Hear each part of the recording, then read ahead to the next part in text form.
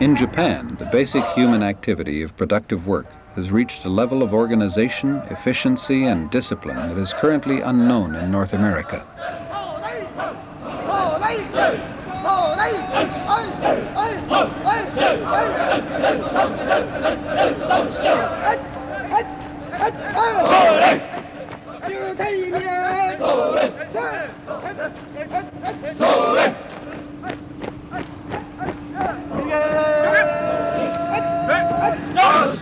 Survival commands you to do things here and now, and not necessarily the way you want them to be. Reality is bigger than whatever you are.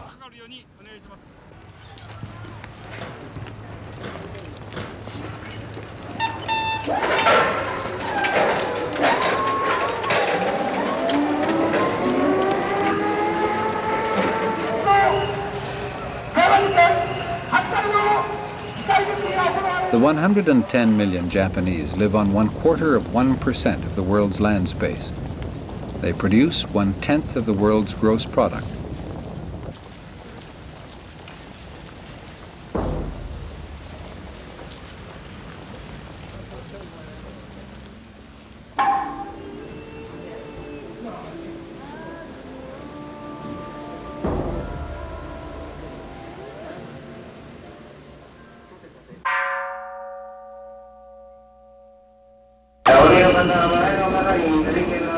If 110 million Japanese all demanded their individual rights the way we do in North America, then this place would immediately blow apart.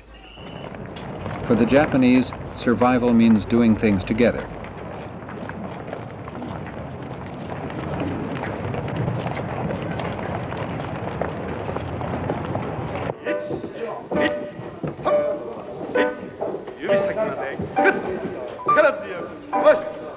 It is fairly difficult in the West to see a group of people at work within the offices. In good individualistic fashion, everybody does his work independently from everybody else. Now, when we look at the Japanese office, it is exactly the opposite. There are no walls, there are no separate rooms. The manager is sitting at the end of a long row of desks, and you see the entire work group at work. The kind of concentration of the mind that we expect from being isolated, well, that is something that doesn't bother the Japanese, it seems.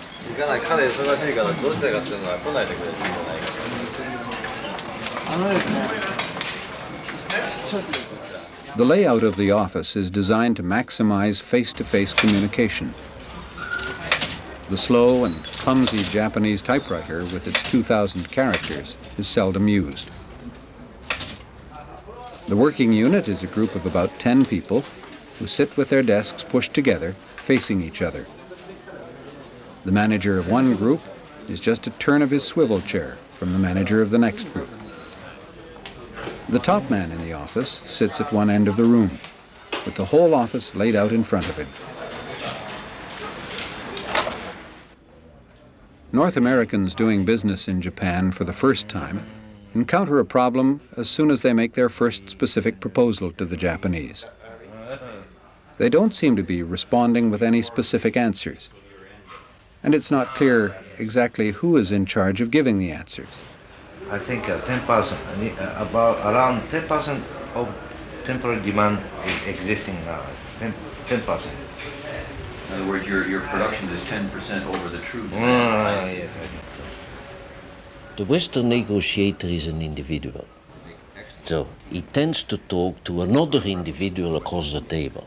But there is no individual across the table. There is a group of people across the table. And you don't talk to a group the way you talk to an individual.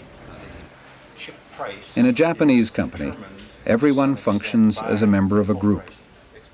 Everyone thinks as a member of a group. chip prices are probably more tied into the cost of logs.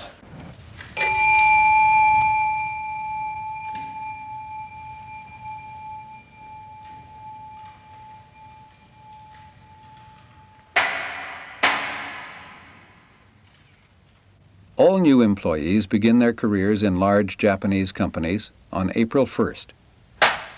On this day each year, thousands of companies throughout Japan hold initiation ceremonies for their new employees.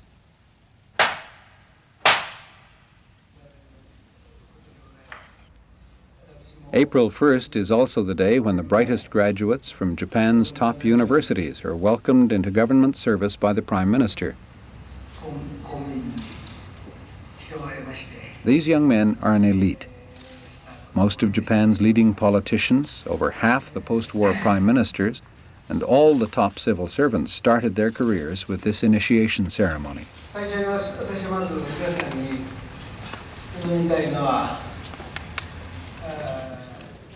Entrance into the civil service is achieved by superior academic performance. Starting as early as kindergarten, everyone here has excelled at a series of ruthlessly competitive examinations at every stage of their school careers. They are the cream of the crop, the brightest and toughest young minds in the country.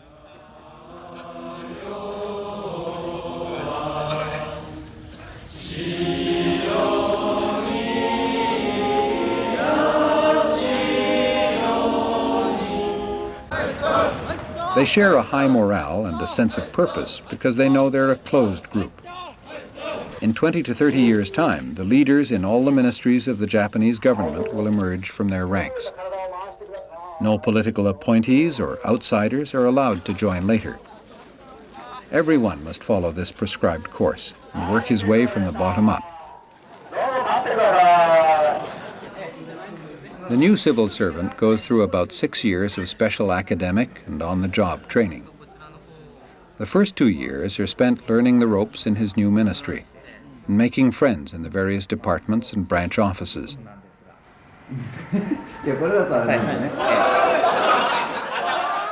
In the third year, the most promising of the young civil servants are sent off for 2 years of postgraduate study at universities in the United States and Europe.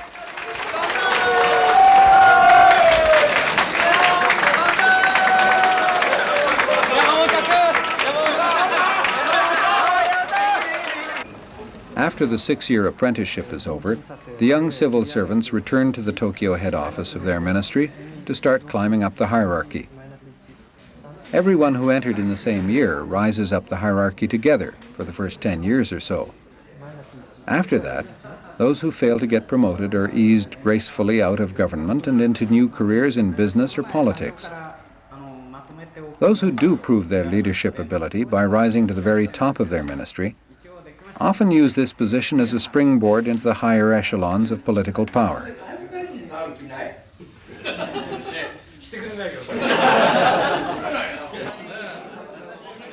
The presence of many levels of former civil servants in business and political circles helps to cement the close and harmonious relations that exist between business and government in Japan.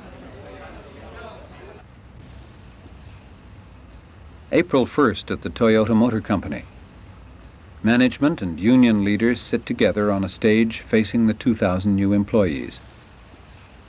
The commitment between them is for life.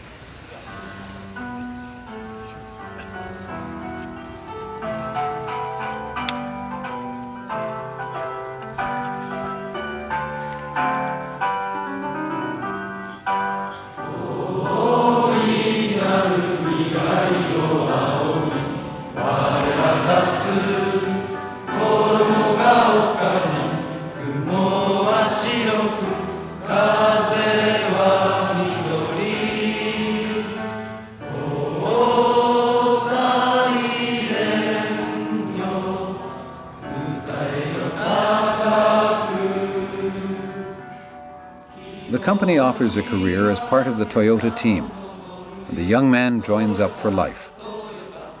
This spirit of commitment is the cornerstone on which large Japanese companies are built.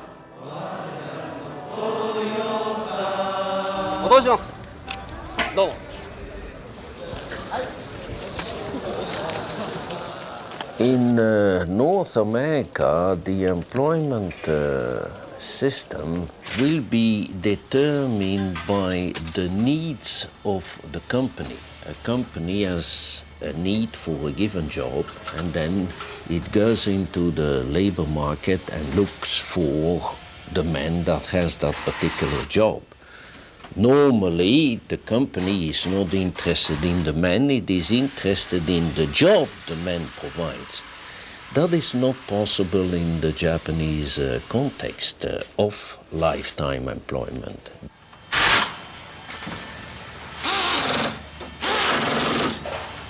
At Toyota, many of the new employees are trained from scratch.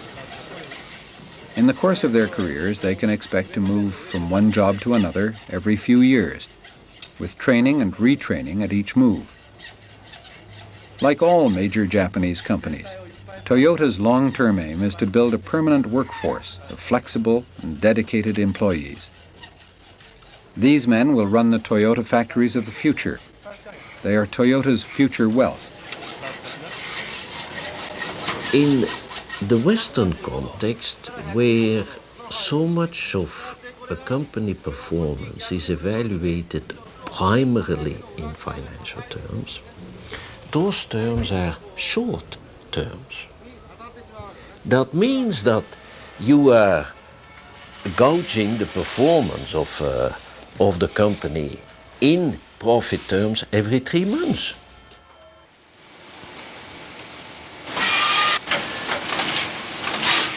The lifetime employment system has allowed Japanese industry to automate and computerize to an extraordinary degree, since jobs are never threatened. To ensure the greatest participation of workers and the greatest degree of job satisfaction, Japanese management has evolved what has come to be known in the rest of the world as the Quality Control Circle. It consists of workers organized into groups of about 10 throughout the factory. Each group is encouraged, as far as possible, to manage its own section of the line, to do its own production planning, set its own targets, and control its own quality. Out of these self-motivating, self-managing groups come new ideas, improvements, suggestions, and real involvement in the long-term goals of their company.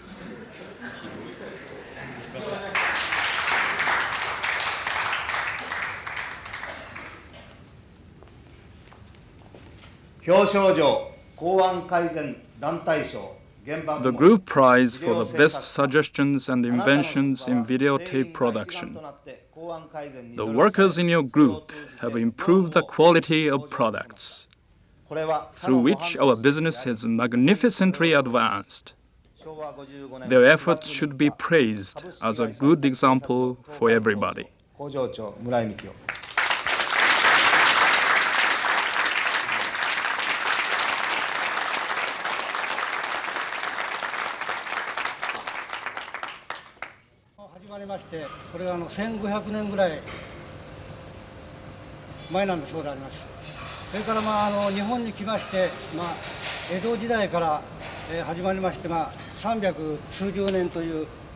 This bellows festival has a very long history. I think it started in Egypt about 1,500 years ago, and it was introduced to Japan about 400 years ago by the early blacksmith. Since then, it has been handed down from generation to generation.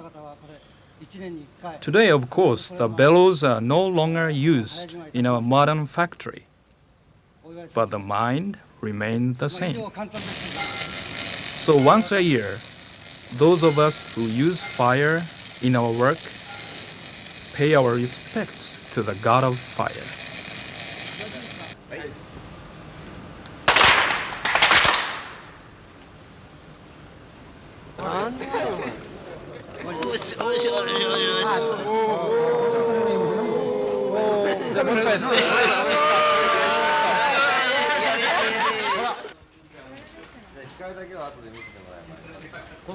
The women who join large companies rarely stay for long.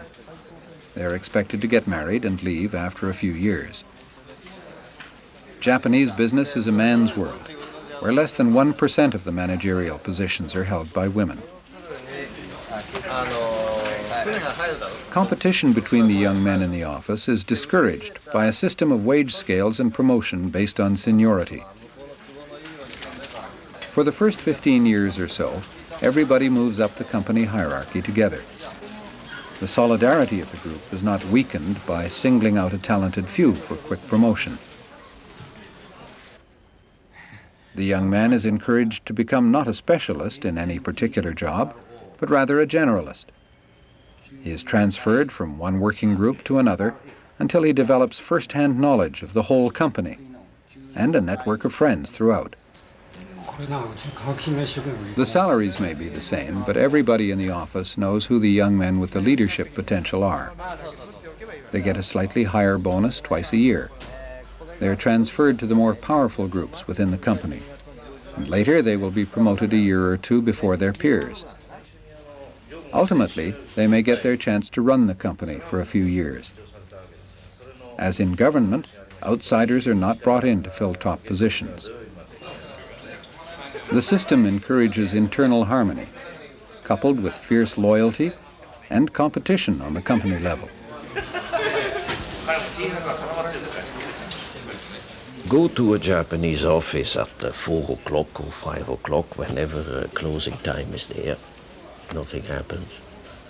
Apparently everything goes on like, don't they know it's 5 o'clock? Sure they know. But why should they rush out? Because the atmosphere has been congenial all along.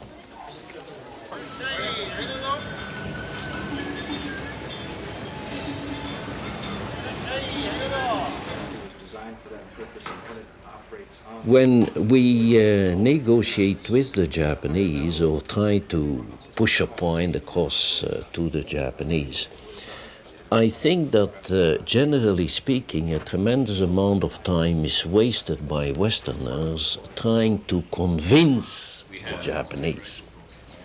For example, the art of rhetorics, which is basically the art of persuasion, is a very ethnocentric art. It is very Western. In Japan, in Japanese civilization, the art of rhetorics never existed.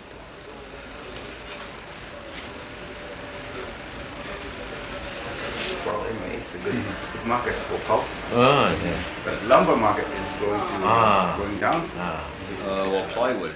The Westerner negotiates a contract, whereas the Japanese negotiate a relationship.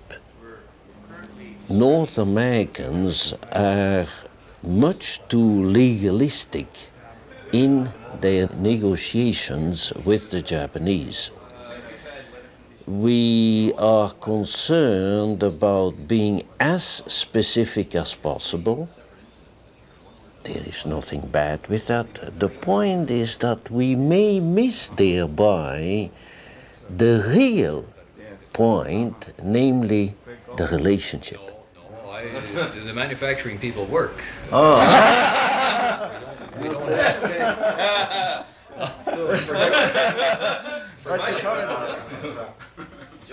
Some of our Western concepts, for example, about leadership, I think do not really apply in the Japanese context. In the West, the leader is somebody outstanding. In other words, he stands out. He's not physically with the group. He's locked up in his room, and how does he lead from there? Well, that would be a mystery to the Japanese. North American managers feel they lose their subordinates' respect if they fail to set clear goals and issue orders. But the Japanese manager takes a different approach. His concern is not the work so much as the people who do the work. He deliberately stays in the background and leaves the day-to-day running of the office to his subordinates. He does not make the decisions. He does not give orders. He is the mediator in the group who creates the working environment out of which an enthusiastic consensus can emerge.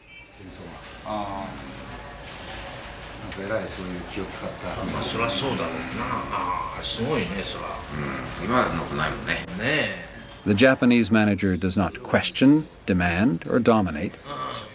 Instead, he is acutely sensitive to the feelings of his subordinates and inspires them with his warmth and understanding.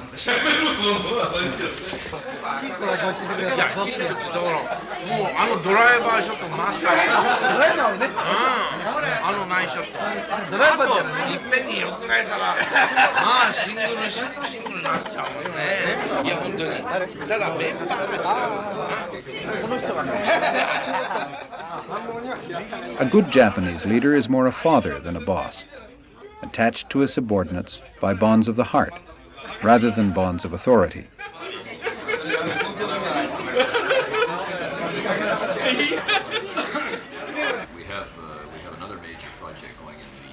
When you negotiate with another individual, you can expect an answer on the spot. He can say yes or no, I agree or go to hell. So that's very clear. But if you have a group in front of you, to expect a yes or a no now doesn't make sense. Because, first of all, they will have to talk together. Decisions in Japanese business are made by consensus. Decision-making power is not concentrated in the hands of one or a few individuals. The power is diffuse, spread out. Everyone plays a part in the decisions affecting his area. Input is expected from those closest to the problems. Decisions often percolate up from the bottom, rather than down from the top. All managers will agree that they have made some wonderful decisions and nothing has happened. There has been no execution.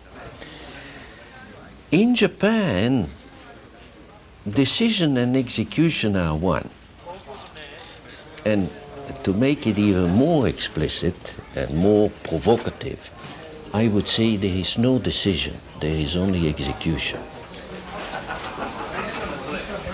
A consensus in any Japanese government or business organization emerges from a long process of face-to-face discussions, meetings, behind-the-scenes activity, and compromise. All must reach a unanimous conclusion, no matter how long it takes. Group harmony is maintained by consulting everybody concerned and leaving no one frustrated or dissatisfied. Once a general consensus has emerged, then a formal document is drawn up, usually by a young man in the office. This document is passed up the office hierarchy, collecting everybody's stamp of approval along the way.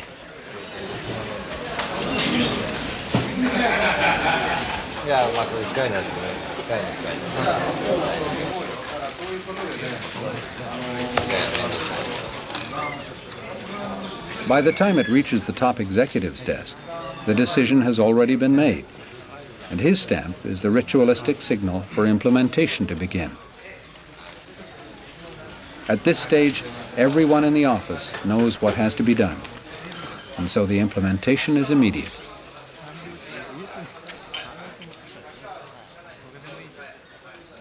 The Japanese execute our project, and therefore their motivation is very high. Whereas in the West, if there is some execution, it is the execution of a decision of the top. It is business, so you should.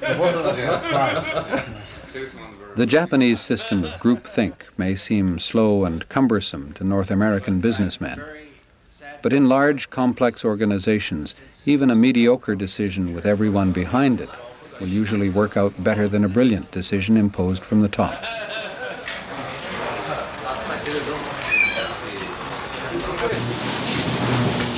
In terms of international competition then, it seems that Japanese companies have some major advantages. And I submit that the Japanese challenge in terms of international trade and international business and the like is only beginning. Is only beginning. You see, there are 110 million Japanese, so that means 110 million brains. Well, I think something is bound to come out of those brains. Why? Because each individual brain of the Japanese is better than each of our individual brains in the West? No. No. The difference is going to result from the 110 million brains working together. World automobile demand is now shifting toward small cars at a pace we never thought possible. And I personally feel that the 1980s will mark the beginning of a truly fierce competition on a global level. These next 10 years are an opportunity for Toyota to truly establish itself as a company of international dimensions. From this moment on, you will be treated as responsible adult members of society and of our company. I hope you will develop as conscientious and spirited members of Toyota, as well as playing important roles in the society at large. And I hope you will always know that I am proud to be working with you as members of the Toyota team. 生まれた土地は荒れ放題。今の世の中、右も左も真っ暗闇じゃござんせんか。何から何まで真っ暗闇よ。筋の虎の赤い